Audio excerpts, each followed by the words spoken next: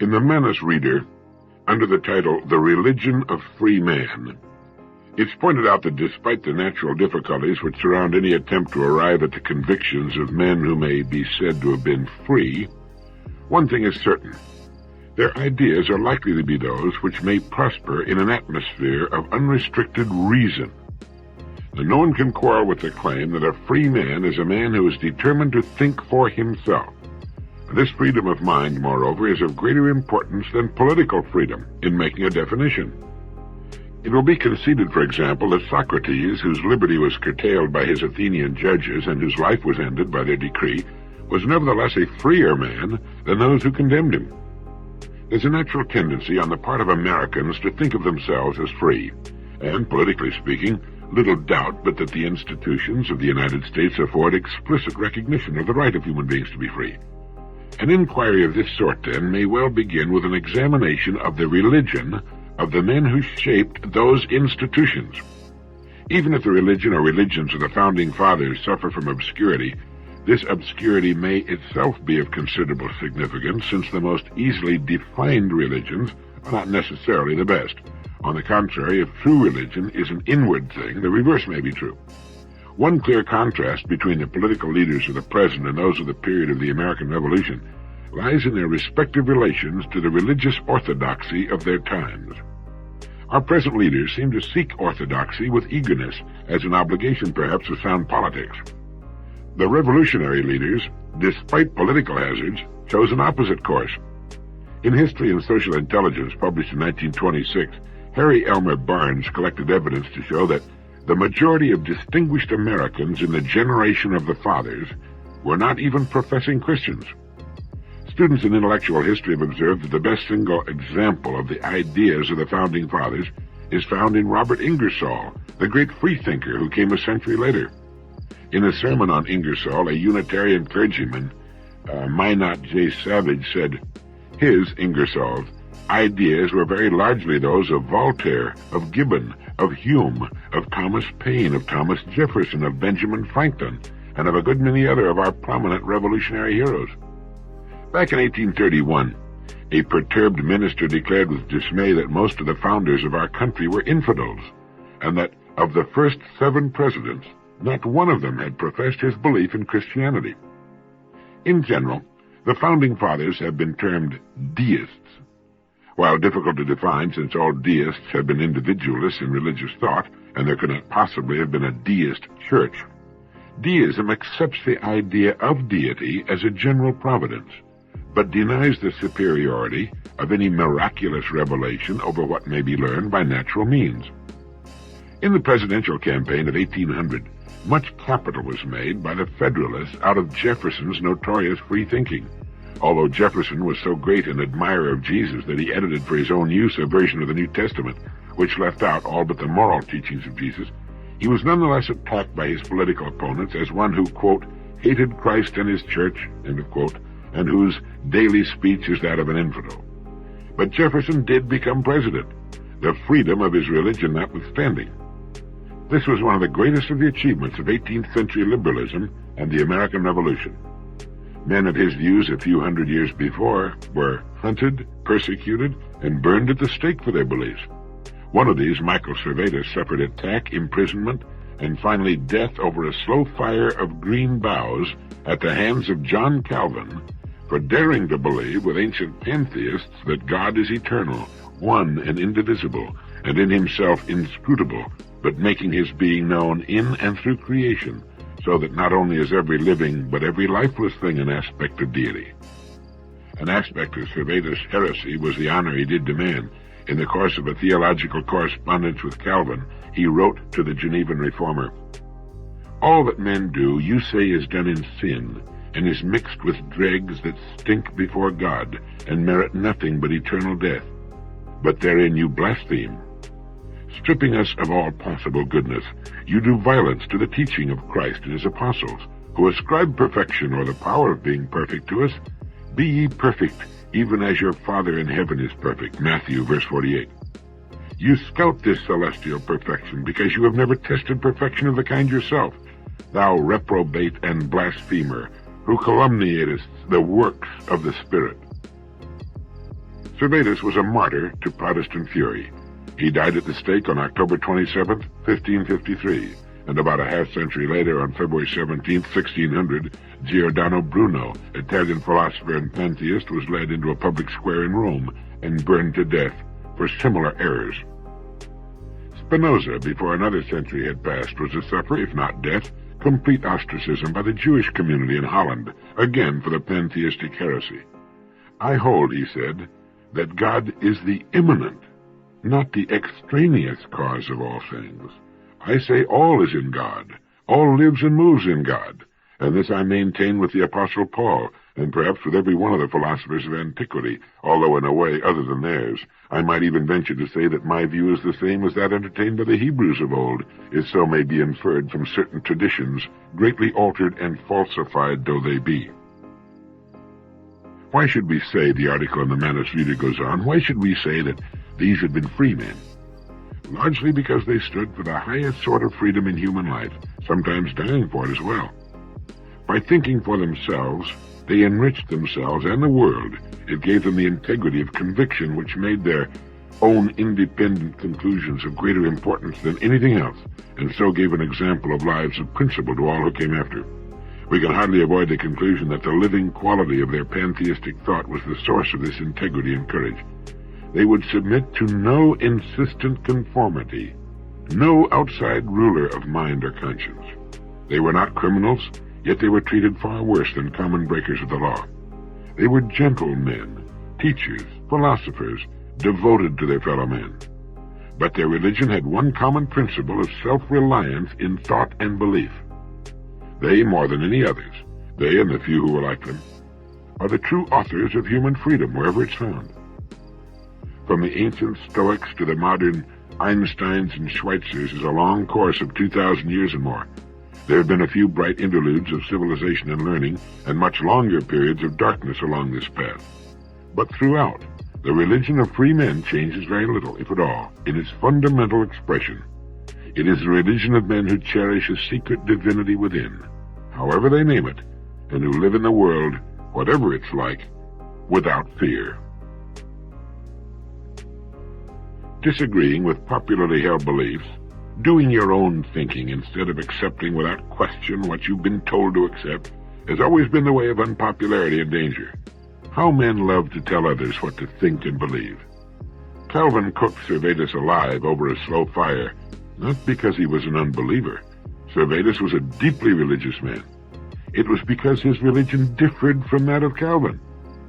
Servetus was a brilliant man, one of the most outstanding physicians of his time. One of his discoveries was that the blood circulates through the lungs.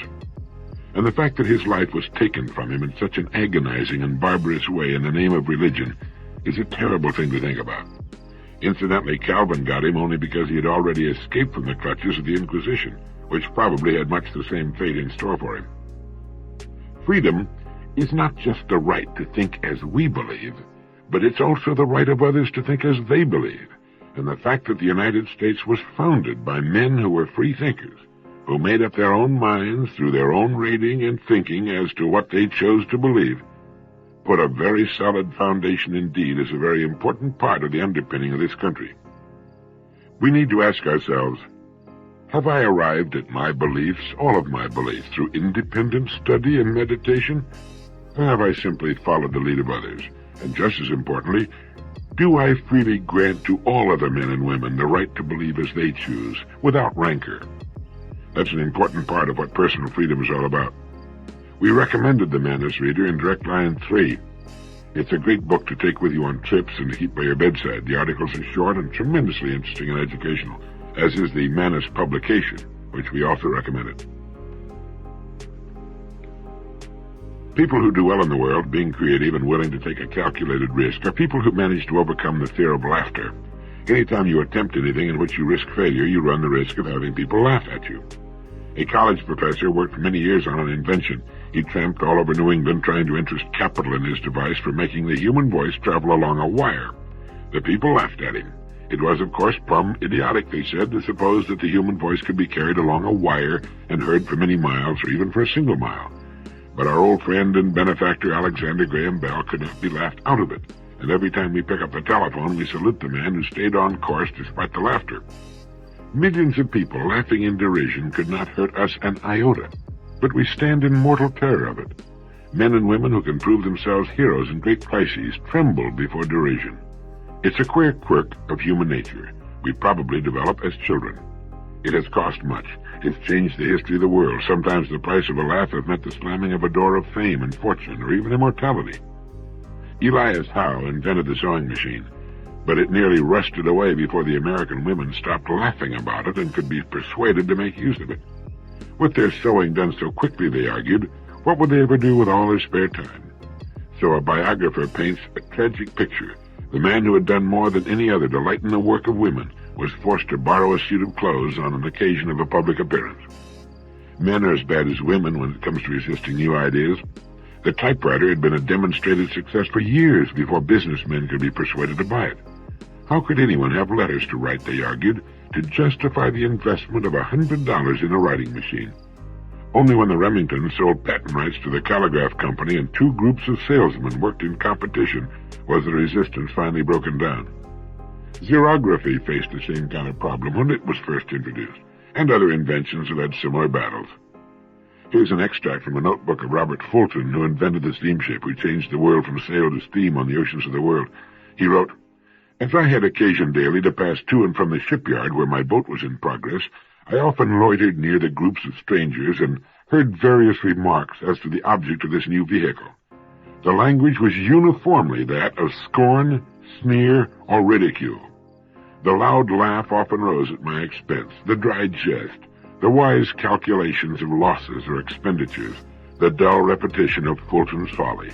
Never did a single encouraging remark, a bright hope, a warm wish cross my path. Never did a single encouraging remark, a bright hope, a warm wish cross my path." And that's about what you can expect when you try something new. Emerson once commented that no one ever falls ill, but that passers-by idly hope that he will die. And the same perversity and built-in envy cause people to think or hope that any new idea or plan that runs counter to established principle will fail. Speaking of Emerson, he also wrote, "Pythagoras was misunderstood, and Socrates, and Jesus, and Luther, and Copernicus, and Galileo, and Newton, and every pure and wise spirit that ever took flesh. To be great is to be misunderstood." In his One-Dimensional Man, Herbert Marcuse points out that people now have more opportunity for education, with the classics coming to life and gaining wide distribution, but he says, they come to life as other than themselves. They are deprived of their antagonistic force, of the estrangement which was the very dimension of their truth. The intent and function of these works have thus fundamentally changed. If they once stood in contradiction to the status quo, this contradiction is now flattened out. You know, we tend to forget that the greatest people, the greatest writers, the greatest teachers, were for the most part in violent disagreement with their times and the way things were being done. We seem to have become so flabby in our acceptance of anything that we fail to do anything personally about what we see about us. Norman Cousins has written that the biggest issue of all in the years just ahead is not just the squandering of physical resources, but the squandering of human resources. From the child in school slowed down to a kind of Disney world of happy passivity, to the now grown adult, we've come to believe that what is best. Have we learned to think? Do we look at our products and services, our jobs, with the glaring, critical eye of suspicion, knowing with every fiber of our being that they're not nearly good enough, not nearly what they can be? We have abundant proof that our system of individual freedom works best, but instead of trying to find ways of making it better, we tend to cling to the ways of the past. What constitutes failure? What does a person have to do or not do in order to fail? Herman Melville died in 1891. He wrote the book Moby Dick, the whaling epic, with its tremendous metaphysical concept of evil, at the age of 30. The book was published in 1851, sold a few copies, and then was promptly forgotten except by the limited connoisseurs of creative writing. Melville lived 40 years beyond publication of Moby Dick. He considered himself and his book a failure, and from a publishing point of view, Melville was right. Of his other novels, Billy Budd remained unpublished for 40 years after his death, and like Moby Dick, has since become a literary classic.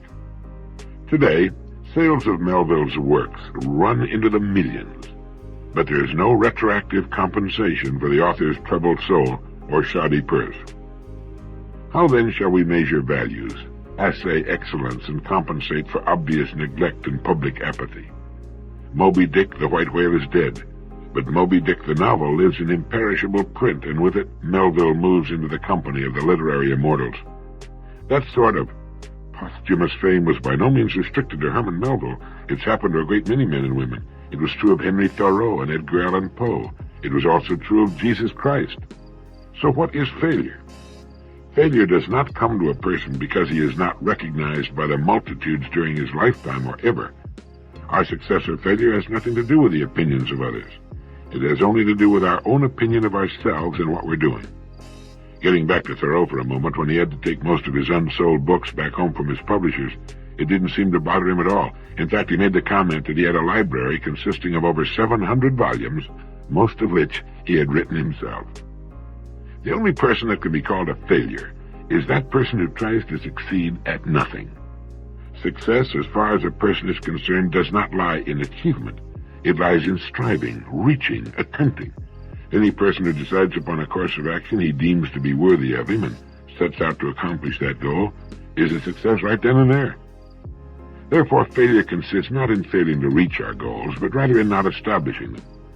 Failure consists of not trying, and certainly Melville and all the others who were not recognized until long after their death were successful during their lives because of the fact that they strove all of their lives and gave to their work the best that was in them. And for every Melville that we read about, there have been millions of men and women equally successful, of whom we'll never hear. People who didn't write books or try to save the world, but who, in their own quiet way, in their own places, gave to what they had chosen the best that was in them. Melville must have known deep within himself when he finished the last page of Moby Dick that he had not failed, just as each of us knows how much of himself he's giving to what it's been given him, what he has chosen to do. As we pointed out in the beginning, among all living creatures, man alone is placed on earth without a built-in book of instructions for successful living. He must create his own world within the parameters of the society in which he finds himself, and he can create a good world for himself if he will become free and look for quality in everything he does, if he will learn to think, if he will examine with faint distrust everything he hears and sees and look for a better way. In whatever field he finds himself, he will say to himself every day, there are better ways of doing this. My job is to seek them out, and make as his guidelines in seeking a better way those two unfailing guideposts, quality and simplicity. The force behind every human action is its goal. What's your goal? Is it clear in your mind? And we should not let the doubt and criticism of others shake our self-confidence. Self-confidence is like a psychological credit card. It's good wherever it's presented, and it can command in time unlimited credit, unlimited opportunities. And for every one of our problems, there is a corresponding opportunity for a great career in business or in government or the social services. When something angers you, you're face to face with opportunity. The thing that made Mark Twain so great was his great burning anger at the inhumanity and ridiculousness of man. The same was true of Tolstoy, Dostoevsky, and Voltaire. And behind every improvement of man was a dissatisfied, critical mind. Advances don't come from groups of happy, well-adjusted, well-integrated people. They come from nonconformists who refuse to buy the status quo, people with a healthy curiosity, a wonderful freedom of mind, and the inner security to take a chance. Here are some interesting questions for you. You might want to try answering them. 1. If you could completely change places with any other person in the world, would you do it? And who would that person be? 2. If you could work at any job you could choose, would that work be different from the work you're now doing? 3. If you could live in any part of the country you want to live in, would you move from where you're now living? 4. If you could go back to age 12 and live your life from that point over again, would you do it? Studies indicated that the great majority of people, even though they evince a certain amount of dissatisfaction with their present lives and don't seem to be as happy as they might be, will answer no to all 4 questions. What brought this to mind is an attorney friend of mine who confided that now that he's accomplished everything he's worked and struggled for so long to achieve, he finds himself depressed more and more of the time. He has a fine practice and an excellent income, a beautiful home, a wife and children to whom he's devoted. In fact, everything is finally just as he'd planned it for so many years. And for no reason that he can put his finger on, all the fun and enthusiasm has strangely disappeared. He's listless and unhappy, and he can't think of a single reason why. This has become a common modern malady, and it's what so often happens when a person runs out of goals. This is when the game of life begins to go to pot, and a person needs to remind himself of some of the basic rules for successful, enthusiastic living. And the first rule is that a human being must have something worthwhile toward which he's working. Without that, everything else, even the most remarkable achievements of the past and all the trappings of worldly success, tend to turn sour. Achieving our life goals can be compared to opening our presents on Christmas morning and watching those we love open theirs. We look forward to the day, plan, and work toward it. Suddenly it's there. All the presents have been opened, and then what? Well, we must then turn our thoughts and attention to other things. The successful novelist begins planning his next book before he completes the one he's working on. The scientist always has something new and challenging to turn to when he completes a project. The teacher has a new class coming up. The young family has children to raise and get through school, the new home to buy, the promotion to work for. But for millions who reach their 40s and 50s and find they've done all they set out to do, and that there are no new challenges to give them stimulus and direction, there often comes the most trying time of their lives, the search for meaning, for new meaning. And it must be found if the old interest and vitality are to be restored to their lives, if they're to achieve renewal as persons. If they understand this, even the search for new meaning can bring new interest into their lives. They've got to say to themselves, all right, I've done what I set out to do. Now I must find something new and interesting to do. Getting back to our questions, the thought of going back to age 12 fills most people with a dread bordering on horror. They wouldn't do it for anything. And the upside of the whole thing is that most people are living lives they themselves have fashioned and have or are getting what they really want, or at least what they're willing to settle for. And when this is brought to their attention, they often begin to get a lot more enjoyment from the life they've got. They begin to enjoy themselves more and realize that things aren't so bad after all. They also begin, the study showed, to look at each other, their marriage partners, and their children in a new light. As one man put it, it had never occurred to me before that my wife had, by marrying me, dedicated her entire life to me, our home, and children. This is an enormous commitment, a total commitment. I realized I'd been treating her far too casually, that I'd been taking too great a gift for granted. We talked it over and got on much better, much warmer terms with each other. It goes to prove that a reassessment of ourselves and our lives is a good idea from time to time. It makes us realize how much more we can do with the lives and circumstances we've got, how we can improve upon them and embellish them with a little thought and creativity. It's been written that life is divided into three terms: that which was, which is, and which will be. Let us learn from the past to profit by the present, and from the present to live better in the future. Many years ago, while I was recuperating from an operation, someone sent me a little piece I enjoyed very much. It's titled, "Slow Me Down, Lord," and it goes like this. Slow me down, Lord, ease the pounding of my heart by the quieting of my mind. Steady my hurried pace with a vision of the eternal reach of time. Give me, amid the confusion of the day, the calmness of the everlasting hills.